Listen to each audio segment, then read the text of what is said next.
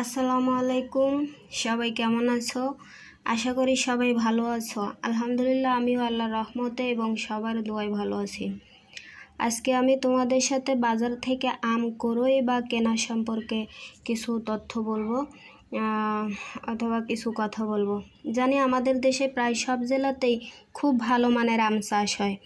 তো যাই হোক, মূল কথায় চলে আসি।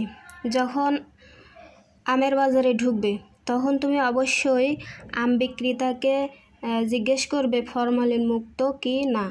আর ফরমালিন মুক্ত কি না এটা বোঝারও উপায় কিছুটা আছে। সেটা হচ্ছে, আমি দেখাই, একটু করে দেখানোর চেষ্টা করি। এই যে আম পাড়ার সময়, এই যে আলোটা আসে,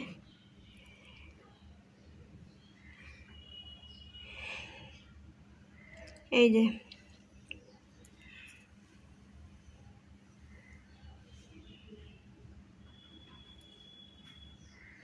গাছ থেকে আম পাড়ার পর এই যে এখান থেকে আঠা বা কষ বের হয়, এটা দেখে বোঝা যায় যে আমটা ফরমালিন মুক্ত কিনা। আবার আমটা গাছে পরিপক্ক কিনা সেটাও বোঝা যাবে শরীরের এই যে চিহ্ন, এই চিহ্নগুলো বেশিরভাগই থাকে। এই দেখো, আমার সব আমগুলোতে এই চিহ্নগুলো আছে, অর্থাৎ বোঝা যাবে যে এটা গাছেই পরিপক্ক হয়ে গেছে। হ্যাঁ, তবে বেশিরভাগই গাছে পরিপক্ক আমগুলো কিন্তু এই ধরনেরই হয়ে থাকে। হ্যাঁ, তো আশা করি সবাই এটাও কেনার সময় দেখবা।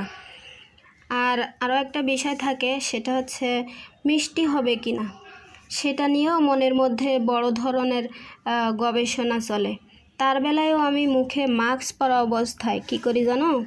মুখে মাস্ক পরা অবস্থায় নাকে গন্ধটা নেই, মিষ্টি হলে মিষ্টি মিষ্টি গন্ধ বের হয়। সেটা বুঝেই আমি সেটা অনুভব করেই আমি বোঝার চেষ্টা করি যে আমার আমগুলা মিষ্টিই হবে।